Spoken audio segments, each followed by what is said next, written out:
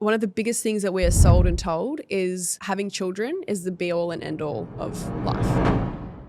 When you say you don't want kids, people say you're not a real woman. And I actually think that's genuinely very, very insulting. Mostly for the part of there are so many women out there who can't have children. Today's guest has graced our screens as an actor, model, and media personality. She's been the star of a Super Bowl commercial and collaborated with some industry names such as Fenty, Vogue, and Good America. She's also just launched her own podcast and has been a Wildlife Warriors ambassador for Australia Zoo since 2010. Joining us on the podcast today is Ellie Gonsalves. How do you actually manage that kind of negativity and hate and manage your mental health through that? All the things that people have said to me over the years, I don't forget. There was this one thing this guy said to me. He was a talent agent. He was like, you will never be anywhere. You will be nothing. You are nothing. You'll never be successful.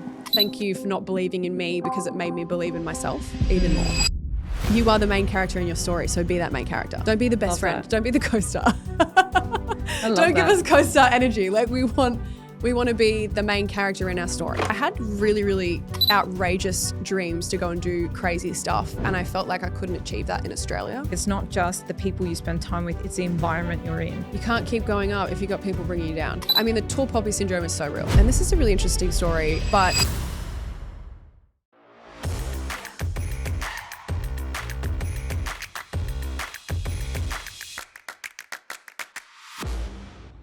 Ellie. Hi. Oh, well, welcome to the Balance Series. Thank you for having me. It's a pleasure to have you on the show. And we also have a very special guest that's sitting on my lap, We Daisy. do, little Daisy Miss Bear. Daisy Bears. Who's just so chill and officially can hold the title of the first dog on a podcast. Really? Yeah. Oh my God. Okay, well that's great. We'll have That's to get her a awesome. little frame or something for Yeah, it. little sash. Yeah, I'm a big dog person, but as I was telling you, all the dogs in our family, it's like big Labrador or big Border Collie, and they would just probably be doing zoomies around the room.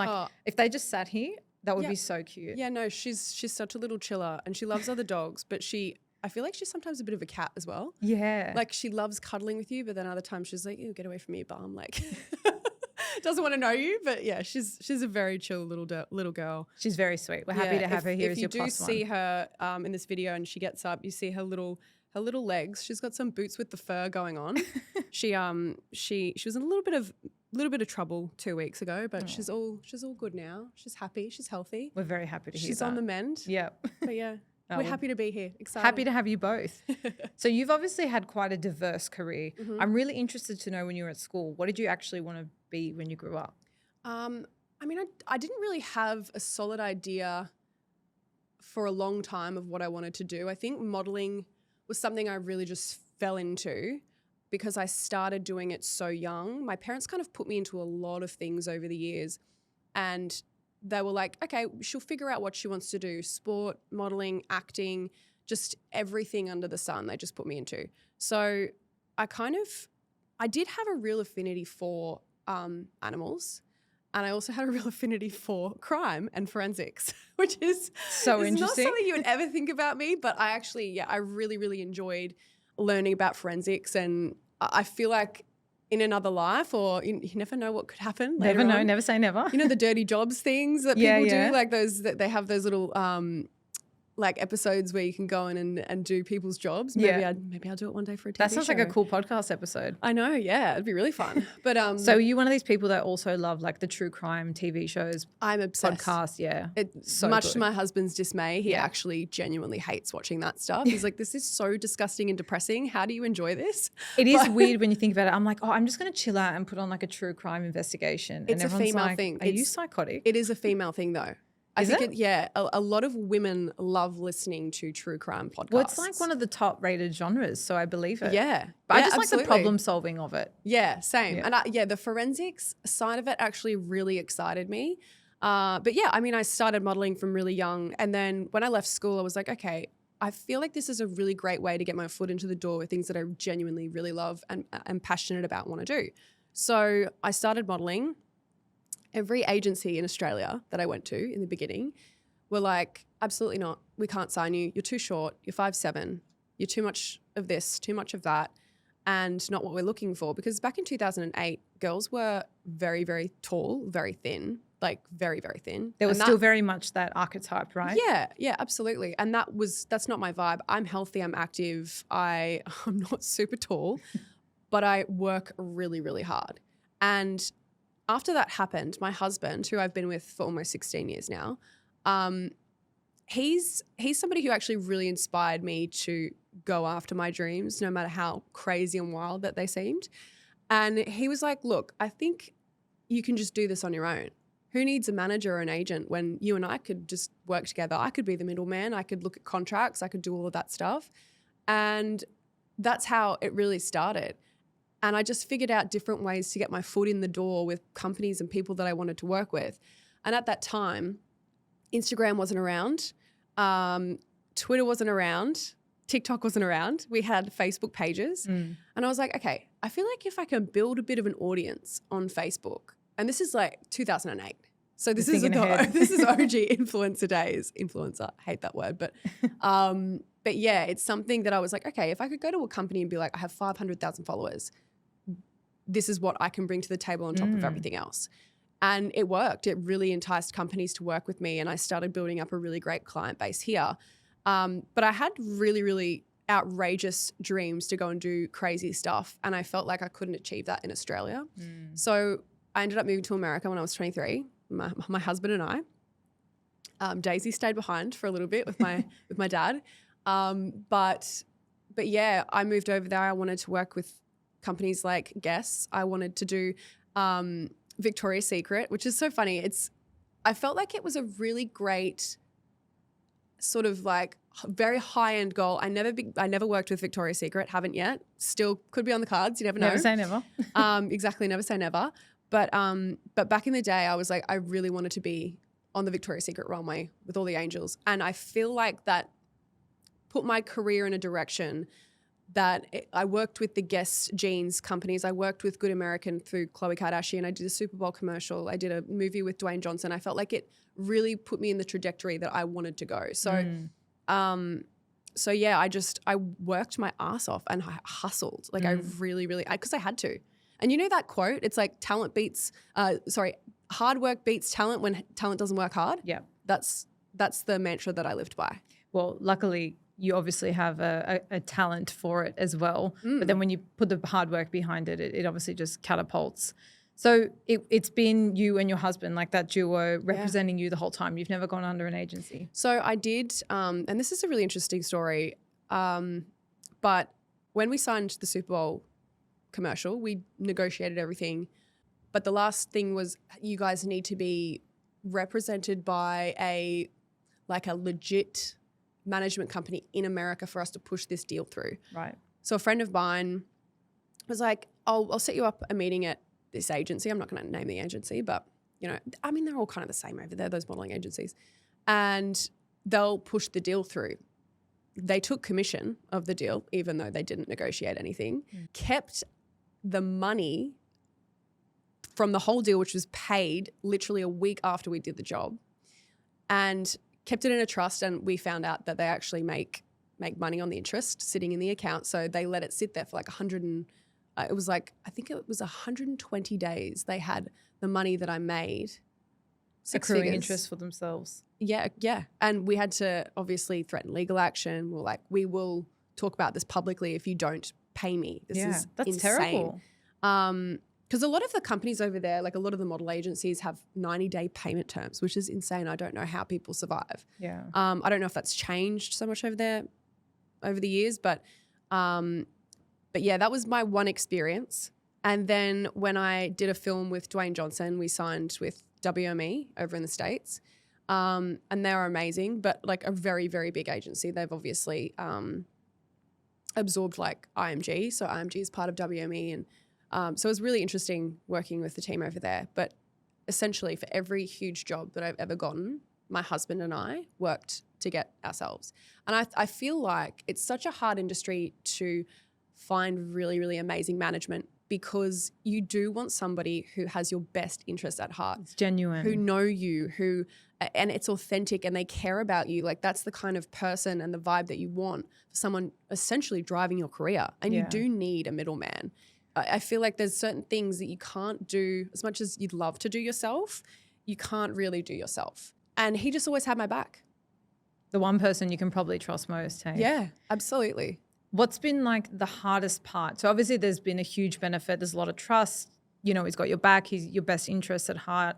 What's been the hardest part about that? Like not necessarily having an agency and kind of figuring it out as you go, the two of you. Yeah, well, I mean, there's only so much that we know. I feel like the hardest part is working with your husband because, when you live with them, you work with them, like it can be really hard. And I feel like the lines can be very, very blurred at the same time. When you come home, you want to switch off and go into your husband and wife energy. Exactly. So switching that off was really, really hard because we would have deals come through in the middle of the night sometimes, and he'd get up and he'd be like, okay, well, I'm going to set up a call. I'm going to respond. I'm going to do this. I'm going to do that. So we were really didn't have off hours. So navigating that was actually really challenging at times. And then we also spent time living apart from each other. We were in 2 different countries. That's hard. My dad had passed away 6 months before he had to move back when his dad got diagnosed with terminal cancer. So we actually spent I think it was almost 2.5 years living in Australia and America. Wow. We made a rule that we would see each other every 4 weeks. So he would get on a plane or I would go and get on a plane and come to Australia and see him. Yeah. It was hard. It was really, really hard doing that 14. That 14 hours became a bus ride, basically. But yeah, I mean, we made it work, and we only got married a year and a half ago.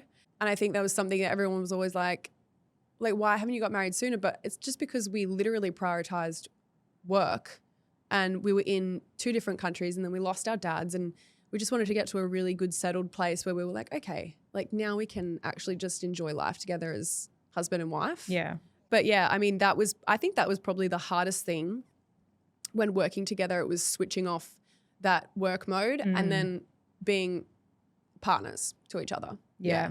I definitely get that. I mean, you guys have been together 16 years. So, I mean, my husband and I have been together for 10, and we just got married 3 months ago. Oh, and congratulations. Thank you. But I feel like the essence of what your marriage is, you spend 16, 10, whatever it is, the whole time before you're building that foundation. And, I feel there's a lot of people that look at marriage as it's this life-changing experience. And I don't want to downplay it because it was an amazing day and I had so much fun. But to me, it was a celebration of what we already had and this new kind of chapter that we opened up, rather than we're now married, life's so different. Yeah. So, getting married wasn't whether it happened 10 years ago or now, it's really just a celebration of what you guys have already created, which is an ongoing thing anyway. That is exactly how I felt. I was a piece of paper, a ring, none of that changes. We were already basically married. Exactly. And you have finances, you're living together. To us, I just feel like it was just a huge party and a celebration for people to just come and celebrate our love and us, and it was just a big party, and it was just a really fun 2 days. We had it over 2 days. That's so fun. We actually had a private ceremony on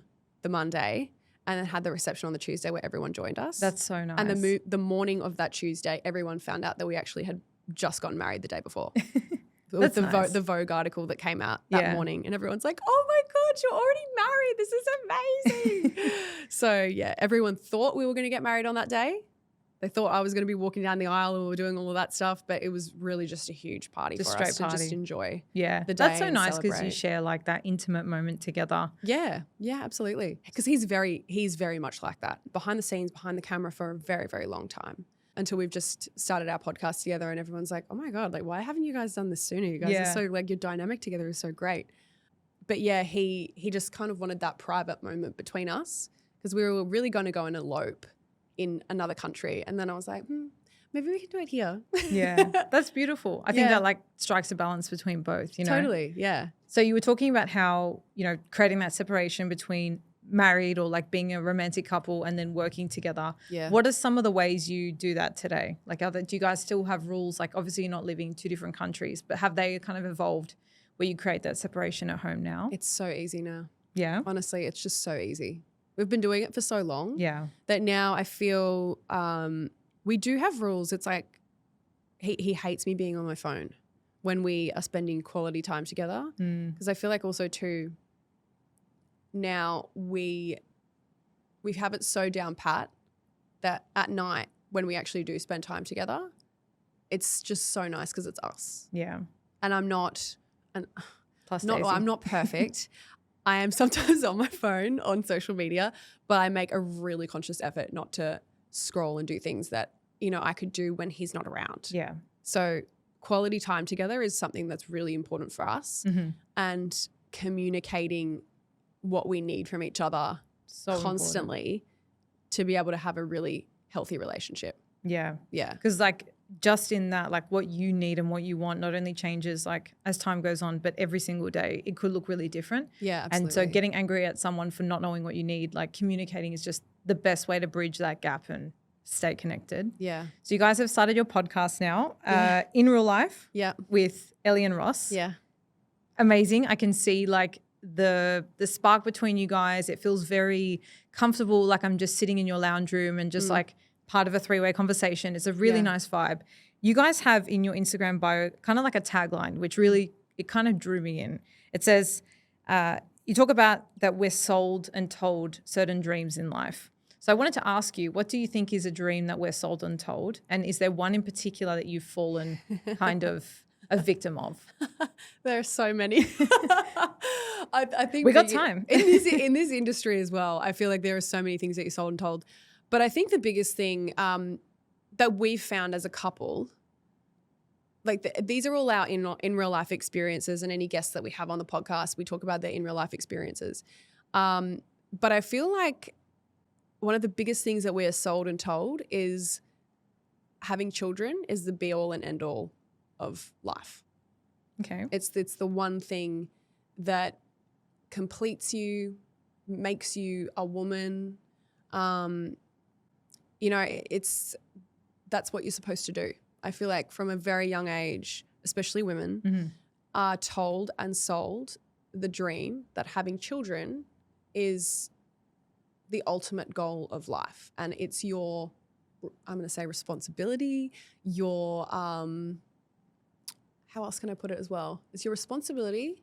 Do you feel like it's an expectation? Yeah. It's expected. Society expects you as a woman to be a mother, regardless of what your career goals are, what you want to do, the state of your mental health, like anything that you could say about your experiences in life doesn't matter if you don't have kids. I feel like a lot of people are very judgmental about people's decisions not to have children, and I think there's a real stigma around it of, okay, well, what's wrong with you?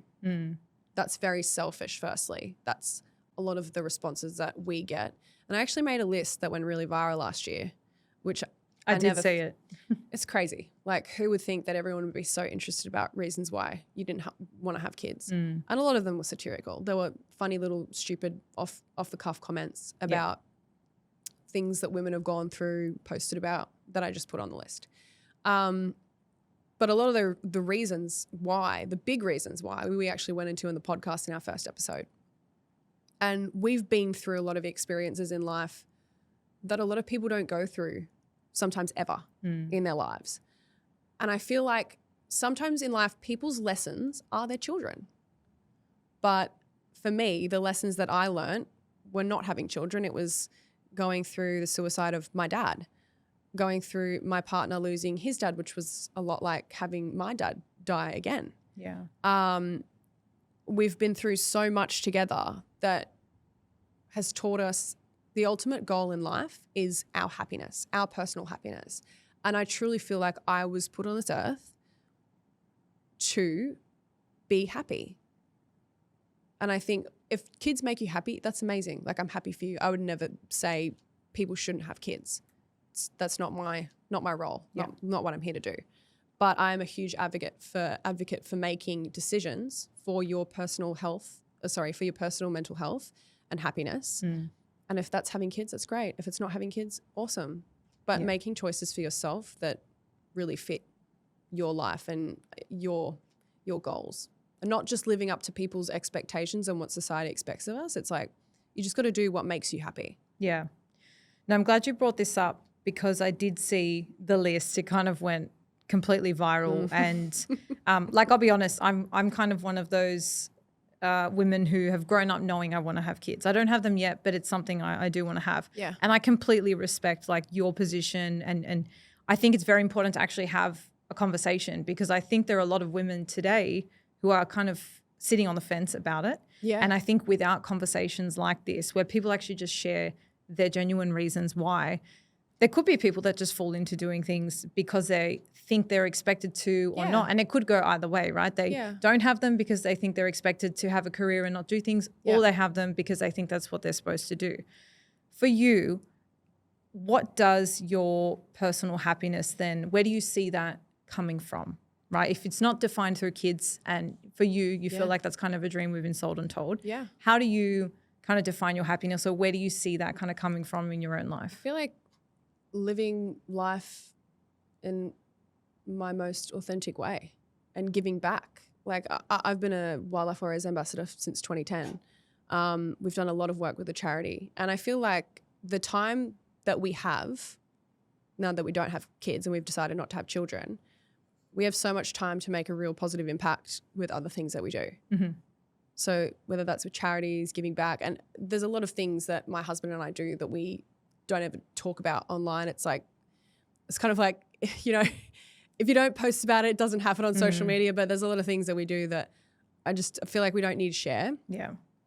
But I think giving back and living my life as my authentic self is a true, I guess, that's my idea of happiness. Yeah, I think that's beautiful, and I think it's great. You've come to a place where you're able to segregate with what's my version of happiness versus maybe what society's version of happiness is. And I don't think this is isolated just to having kids. I think if we zoom out, like I went to law school and I became a lawyer, and I had this epiphany one day, like this isn't for me. Yeah. But it was kind of like a dream I was sold and told, get a stable job, buy a house, et cetera, et cetera. Yeah. So I think when you just zoom out and find your truth in whatever it is, starting a family or any career, like it's really important for you to get back on track with where you're supposed to be. Yeah. But it is so interesting, like even now that I've gotten married and I do want to have kids, like everyone is so invested in asking that question. Yeah. And now that I'm kind of in that space and I've got a lot of friends going through it, for some of them it's taking longer. Like it's just quite baffling to me how kind of direct people are with the question and how invested they are. Like I do think I have a little bit more awareness now in the space of just respecting people, like not asking the question, right? Yeah, Did you find like a lot of people were asking you all the time? Is that why you felt compelled to make the list? Yeah. Well, my husband and I have been together for so long, and we always knew we wanted to get married. And it's so funny. A lot of people actually, like that was two of the most frequently asked questions. Marriage, when babies. are you having kids? When are you getting married? And yeah, like I think in the beginning, I was always kind of like, I do want to have kids because that's what you get given baby dolls as a child and a pram as a present from people or your parents or whatever. Like they're the things that you play with. You play with Barbie dolls and all those things. And I feel like it's ingrained in us in such a young age, like this is what you're supposed to do. So yeah, I think I was just so sick of having being asked that question all the time. I would just show people the list. I just went, here, that's why. Please revert to my bullet points. Because I'm so sick of justifying it and being met with so much criticism and hate, so much hate.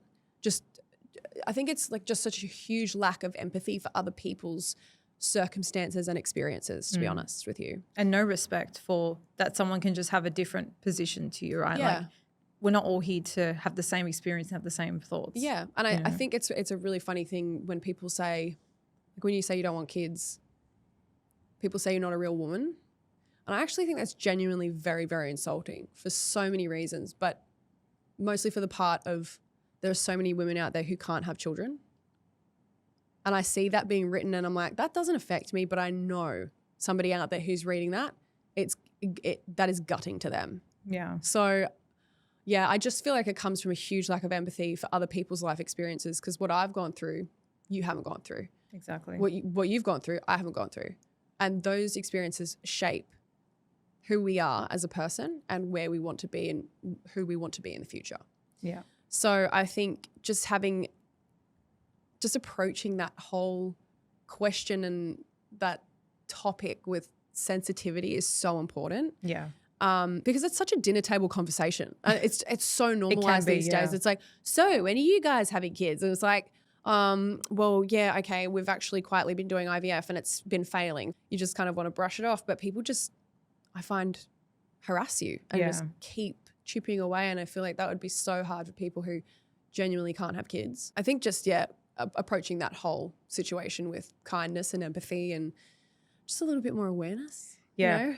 It's always important. 100%. I mean, you've got a huge online following. So kind of off the back of this discussion, I'd love to hear how you actually manage that kind of negativity and hate, whether it be in this topic or just in general. I mean, you see it online a lot when people with big followings, they do things. Everyone has an opinion. Everyone wants to add their 2 cents.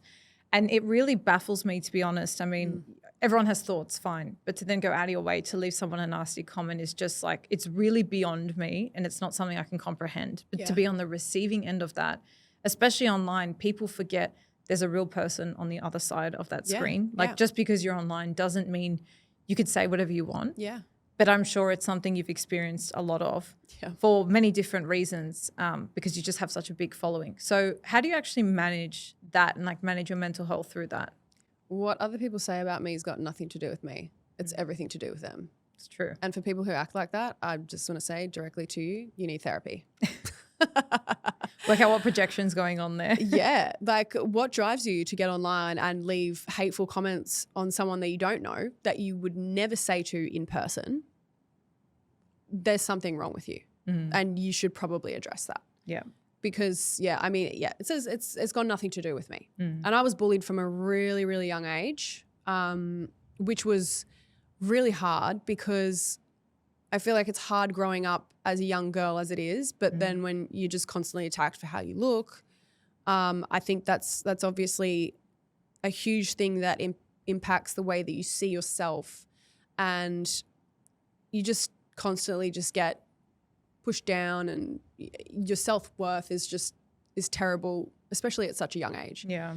But my dad was actually a huge reason why I have that belief that whatever people say about me, it's got nothing to do with me, it's them. That was what he told me when I used to get bullied at school. That's beautiful. He was like, you're a great person. I know that you are. Like, I can see it in the way that you act, the way you treat people. You've got so much empathy and you're just such a big personality. Sometimes it makes people feel small. That's beautiful. It's not to say like that, not hating on other people, but I feel like if you have things that you're dealing with, sometimes people trigger you, and I think that's something you need to directly address with yourself. Yeah. And no one's perfect, right? Like everyone's working through their own stuff. But for me, I think constantly working towards being a better person is really important for me. There's things that I need to address and work on. Yeah. And I constantly try and do that every day. But now for me, when I see someone write something, it doesn't even feel real. It's like they're not even a real person to me. I'm like, okay, like a cool. computer bot. Yeah, it's water off a duck's back. I'm like, cool, you actually have issues. Yeah. If that's the way you want to act, you want to do it, you want to have that publicly on the internet for the rest of your life and embarrass yourself like that, I mean, that's your choice. Yeah. You decided to do that. But I mean, that's something that I don't struggle with, but I know a lot of people out there do. So I do like calling people on their bullshit. If you're going to be mean, I'll call it out. I'll name and shame you. And I have over the years. I pick and choose my time. You know, I don't do it all the time because I don't want to give all of my energy to something like that. That's not what I'm here to do. But I feel like sometimes people just need to be taught a bit of a lesson. Yeah. You know?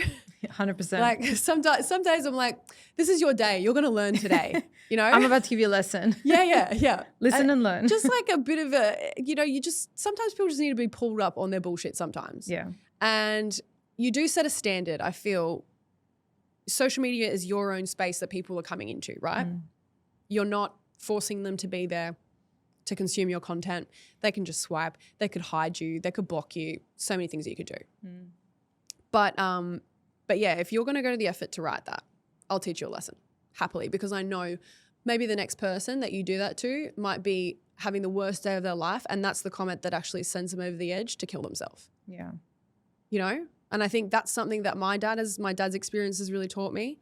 It's like, you don't know what people are going through. Yeah. Don't push them over the edge. Just be a nice person. Don't be a dick, you know? Yeah. it's as simple as that. Yeah. But people just want to, chip away at other people because it makes them feel big, and it makes them feel better about themselves because of the stuff that they're going through. So I always just think about that. I'm like, you're obviously having a hard time. Yeah. But yeah, I just post people's comments or DMs on my stories. I'm like, here you go, have at it. Yeah. If you really want to say it publicly, then yeah, it's true. When you can find a moment of empathy in a moment of anger that someone else is putting towards you, it really changes the circumstances. And it's what's also helped me not attach to what that person's saying, because 9 out of 10 times it's about what they're going through and not about you. Yeah. And it's much easier to put it on someone else, to deflect from your own work, because that's the harder thing to do. So creating that distance is really important. Did you know that over 85% of people who regularly watch this channel are yet to hit the subscribe button, and over 15% of those who have are yet to hit the bell notification?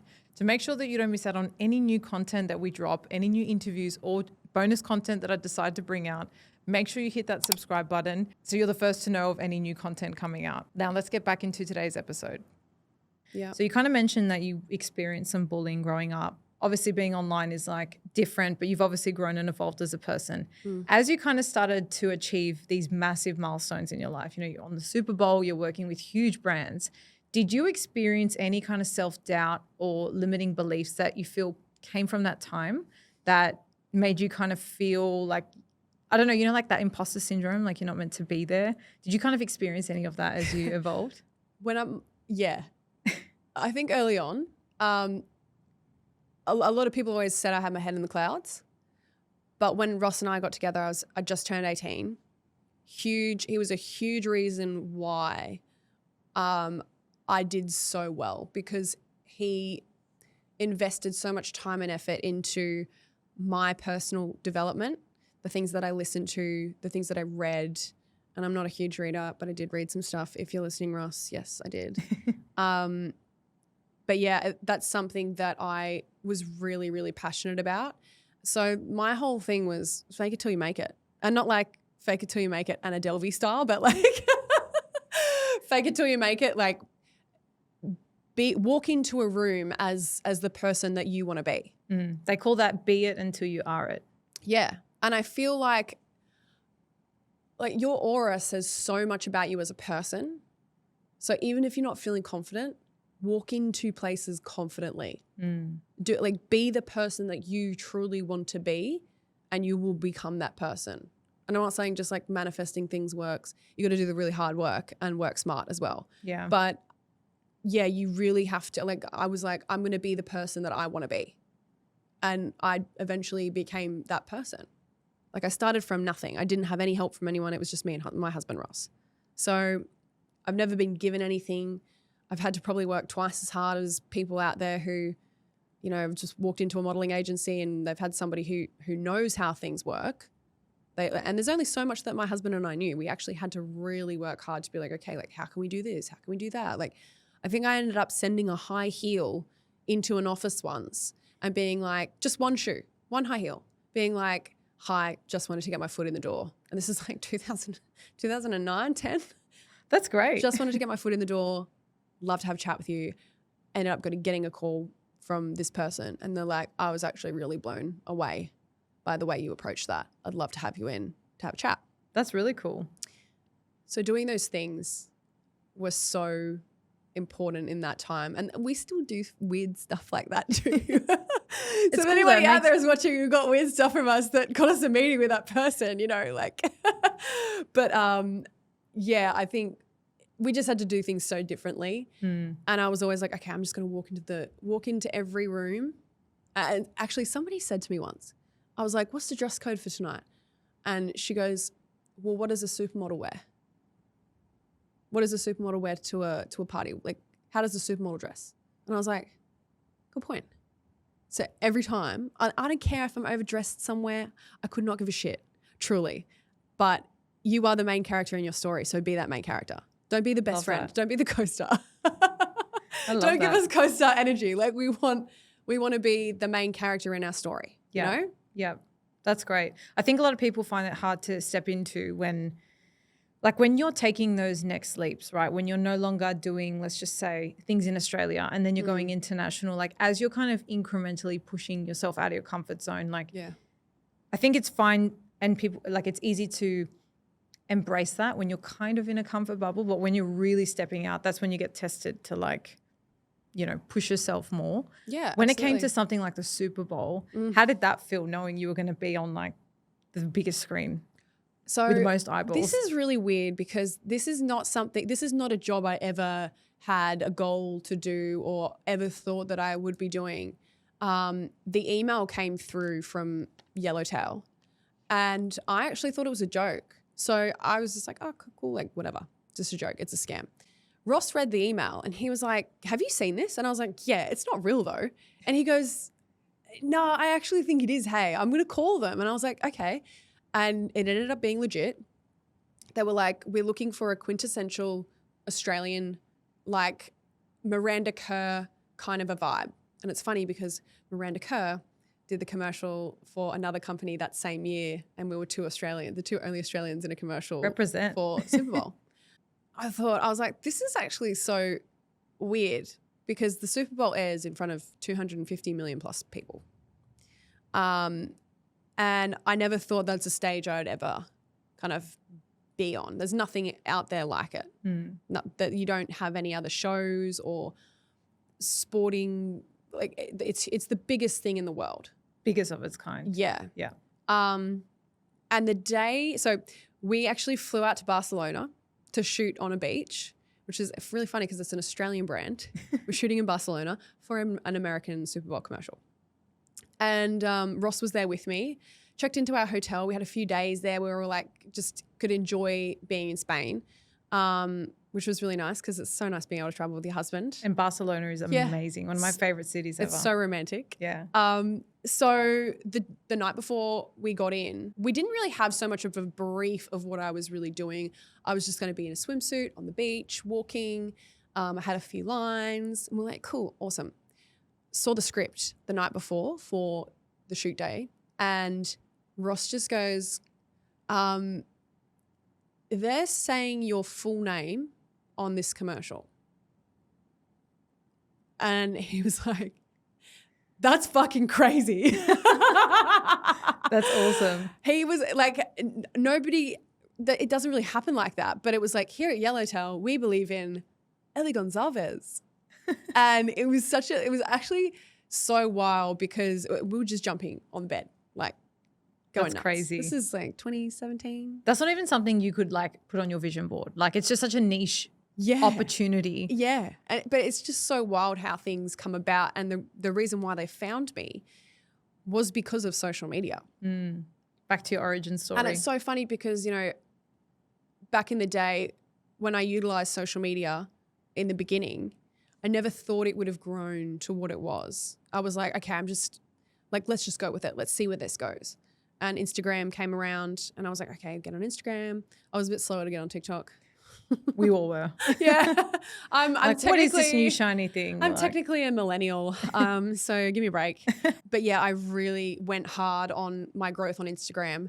And it was one of the things that really got me a lot of jobs in that industry. And I think especially like 2015, 16, 17, a lot of people got a lot of shit for being like a social media person.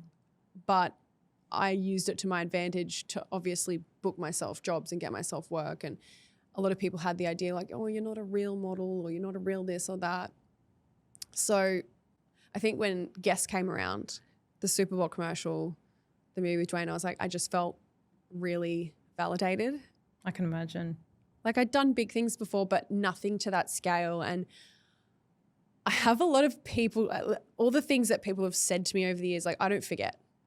And they're the things that truly drive me to get to, like, it's almost like a hate, like, you know, like it's like the hate is driving me. It's still jet fuel though. Like, it is jet fuel. My husband always says that to me. He's like, you know, if you've got someone that quote unquote is like a hater or someone says something negative, like use that as your fuel. Yeah. Because the alternative is you just get upset about it and that kind of keeps you where you are. Yeah.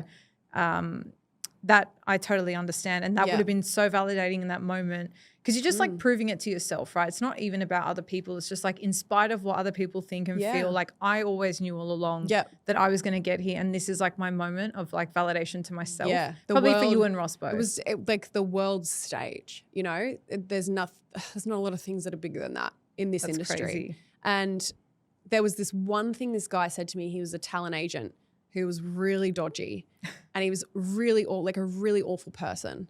He said to me, he was like, you will never be anywhere. You will be nothing. You are nothing. You'll never be successful. And then when I booked Guess and the Super Bowl commercial, I was just like, I actually genuinely really want to send him like The link to the ad.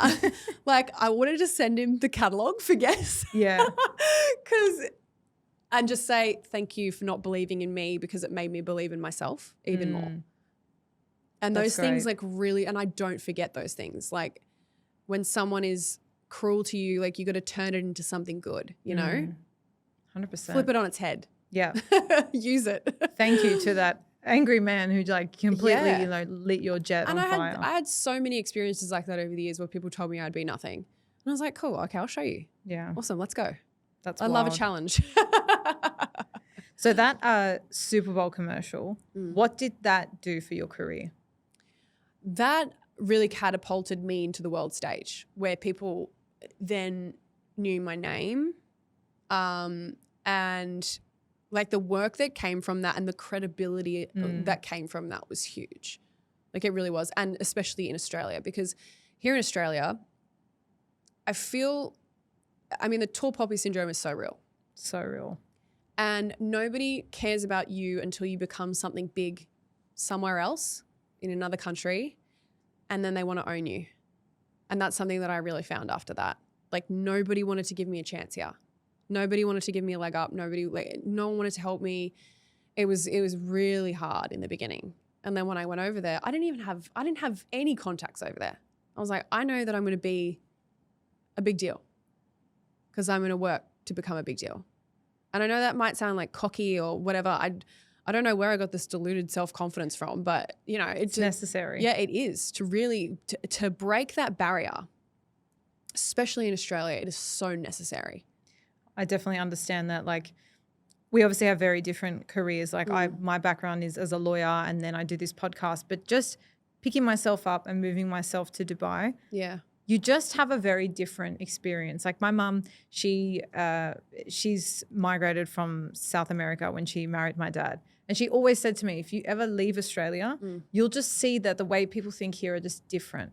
Yeah. And I think Dubai is kind of like on another level in terms of, you know, the city itself is growing and trying new things and it's evolving, and it's kind of like a real attraction for entrepreneurs and people thinking differently. But picking yourself up and putting yourself in an environment that's actually going to cultivate what you're trying to achieve and matches the vision of where you want to go. Yeah. Because it's so true. Like, it's not just the people you spend time with, it's the environment you're in. Yeah, so true. That makes such a difference to your reality. Yeah. Like, it shapes it or not. Yeah. And I can honestly say, similarly to you, if I had not done that, I don't think I would have experienced or enjoyed kind of the successes and the milestones that, you know, I feel very grateful to have under my belt today. So yeah. Well, you can't keep going up if you got people bringing you down. that's right.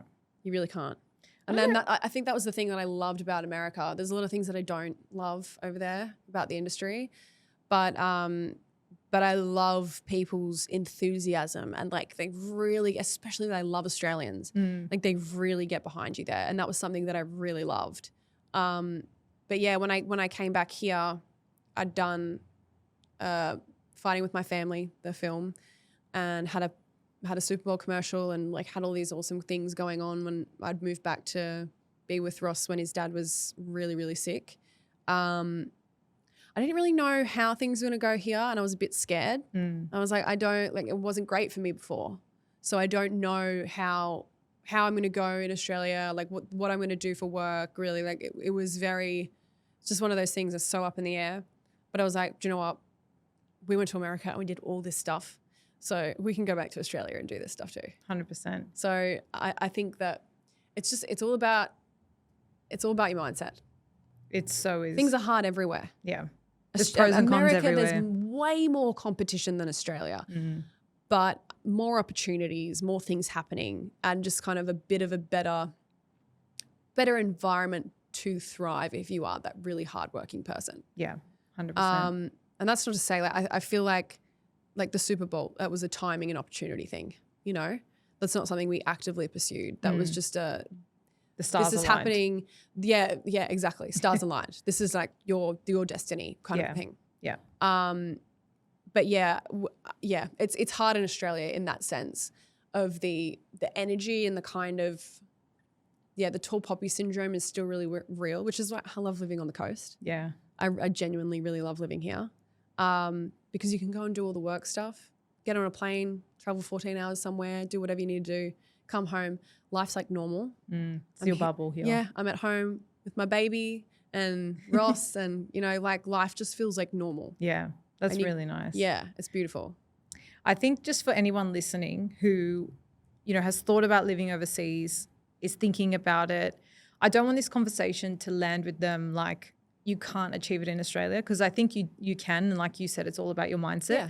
But I do really see the value, having done it myself, obviously you do as well, in just putting yourself in a different environment. The experience of just living away has made me very grateful for what I have here. Same. And it's just opened my mind up to what else there is out there. Yeah. And it not only gives you other opportunities on the work side, but it really just kind of refreshes something that you maybe took for granted, because I've lived here my whole life, right? We've got it really good here in so many ways. Yeah. And then your mindset evolves in other ways. So for people listening, if it's something you're thinking about, I think we would both agree, do it. Yeah, absolutely. Don't even hesitate. Well, I think also too, the thing is like you never know how good you've got it until you have it taken away. Yeah. And not to say like Australia was taken away from me because I made the choice to move to America. But I realized how good we truly do have it here and how much I do love living here and being here. But I think it's all about your goals and what you want to achieve. A lot of the things that I really, truly wanted to achieve, I could not do by being here. Yeah. Like the I access is different. I had to be there to be able to go to those things, be at those things and get those jobs. Yeah. Sometimes, you sometimes just have to be in those places. Not to say like you can't book amazing work from over here, but if you're an up and coming person, I feel, especially for me back then, I was like, okay, this is where I truly need to be. Yeah. It's this great saying, if you want something different, you need to do something different. Exactly. So if that's you right now listening, and you want to change something or things have been static, like doing a bold move like that will 100% pay off in more ways than one. Like it's really illuminated my appreciation in like such a different way. Yeah. And being really clear about your goals and where you want to be. And then you can figure out how you can get there. Yeah. But being very clear about those things and the person that you want to be is so important to your journey and where you end up. Yeah. That's something I love talking about too. Like we often look at a goal as like, I'm obtaining this thing, but it's actually you're becoming a person that then has the skills, that has the merit, that has the talent to do that thing. So the process is not how am I getting something? It's how am I becoming that person? Yeah. And when you shift out of that, that's helped me really like be present more in the journey of what I'm experiencing, the ups, the downs, the unexpected things, and not kind of just focus on that one moment in time. Yeah. One other thing and the final thing I want to kind of ask you about. So you've obviously got this amazing passion for animals that you shared before. Yeah. You've been working as the ambassador for Australia Zoo for some time. Is this something you kind of do on the side? And if so, how do you make time to do it in and amongst kind of all the other things that you do? The reason I want to ask you this, the podcast is really about balance. And there's many different avenues of that. It's your mindset and achieving what you want. It's the struggles you go through. But having passions in your life that fulfill you as much as your 9 to 5, your business or your career does is really, really important. Yeah. So how do you make time for that amongst everything else? Prioritize. Truly. I grew up with such a huge affinity for animals because I grew up on acreage here in Australia. Beautiful. My dad had a huge affinity and love for animals. And then when I was working, I was like, I just feel like I have the platform and the voice to be able to make really great positive change. Like, what am I passionate about? What do I love doing? And around that time, and this is when I also had my social media was growing really rapidly, and I was like, I really want to align myself with something that I can give back to. And that was actually when I had met Terry Irwin at a dinner. And she was like, have you ever been up to the zoo? And I was like, I actually haven't. And she's like, I'll do it in an accent. She's like, you've lived in Australia your whole life and you've never been to Australia Zoo? That was and brilliant. I live in Queensland, so I have no excuses. And I was like, nah, look, I haven't, I'm so sorry. And she was like, okay, well, let's get you up to the zoo. we'll give you a tour. We'll do some animal experiences. Amazing. We'll show you the Wildlife Warriors Hospital. And this is back in like 2010. Went up there, had the best day. Had animal experiences with a rhino DJ who's still up at the zoo, elephants, giraffes, meerkats, like all of their amazing animals. And then we did a tour of the Wildlife Warriors Zoo, the Wildlife Warriors Hospital. And it honestly just broke my heart. It actually broke my heart to see how many animals some of them were shot in the face from being hunted. And that's such a real thing here in Australia that goes on. But they, at the time, had very, very little help from the government. The only reason why their zoo was doing so well is because it was from profits from the zoo and donations from the public. Right. And actually, I was in tears. I remember calling Ross and I'm like, it's like such a good day. I'm having the best time. And he's like, why are you crying? I'm like, I just went through the Wildlife Forest Hospital. It's so sad, all the animals. And then I said to Terry, I was like, hey, like, what can I do? What can I do to help? Anything, like, you just let me know anything. She was like, we'd actually really love to make you a Wildlife Warriors ambassador. And a lot of the work that we do is raising awareness for what they do, the work that they do. They have conservation projects all over the world. With multiple different animals. And we actually just went to the Steve Irwin Gala, which raises much needed funds and awareness for what they do as well. And it's an amazing, like, we look forward to it every single year. They do it in America and here in Australia. And I also went on Big Brother VIP and I was there to win $100,000 for Wildlife Warriors. Yeah. But yeah, I mean, that's the work that I do with them and for them. And they're just honestly the best family as well. They like the kids are like the kids. They're like in I know their it's 20s wild now. that you still think they're like 5 and 7. When I first met Robert and Bindi, they were literally kids. Like Robert was a little boy. He was at the stage where it was like hugging a girl was like the most awkward thing, and he'd do like the air hug, and he'd be like do like one of these, like breaking his neck. But yeah, they're just the best family. They are so deserving of having the best life, and yeah, they are honestly just family to us. And Ross actually proposed to me in the Crocoseum at Australia Zoo when I was there to feed a croc. Wow. It was to celebrate becoming the top 3 for Big Brother VIP. And it was just before they announced the winner. I didn't win, but, you know, got close enough. But yeah, I was there to feed a croc to celebrate being there for Wildlife Warriors. And Terry and Robert and Chandler were out there with me. And they were like, okay, we're going to bring, this is on my social media too, this video. We're going to bring Graham the croc out, like, let's go. So it's up on the screen. He's about to swim out of his enclosure and like the screen glitches and goes black. And I was like, what is happening? Like, why is this happening the day that I come to feed a crocodile? What do we do? And then I just hear this song by Taylor Swift, Love Story, come on over the speakers. And Robert's like standing there looking the other way going, And I turn around and Ross is walking out with a box in his hands. Hopefully not the croc on a leash or something. No, that came later. Oh, okay. But yeah, he walked out in this huge puff of smoke, and I saw a box in his hands. It took me like a little bit of time to figure out, because I was like, I'm just like ready to feed a crocodile, you know? And he walks out and I'm like, what is going on? And then as soon as I knew what was going on, we both started bawling our eyes out. Like we're just both crying. And he's like, I had this whole speech of like what I wanted to say, and all I could get out was, will you marry me? And that was something that he planned with them like years and years before, apparently. Oh, that's so sweet. And it was supposed to happen in like 2015, and then my dad passed away, and then like this was the perfect opportunity, and they made it my idea. Like Ross was like, oh, you should email the zoo and say, hey, like let's do this to celebrate. But that was the plan the whole time. That's so great. Yeah. What a beautiful like place, somewhere that's so special to Truly. you. And like we spent so much time there with our dads as well. And it was just, it's honestly, there was no better place that he could have proposed to me at. Truly. Yeah.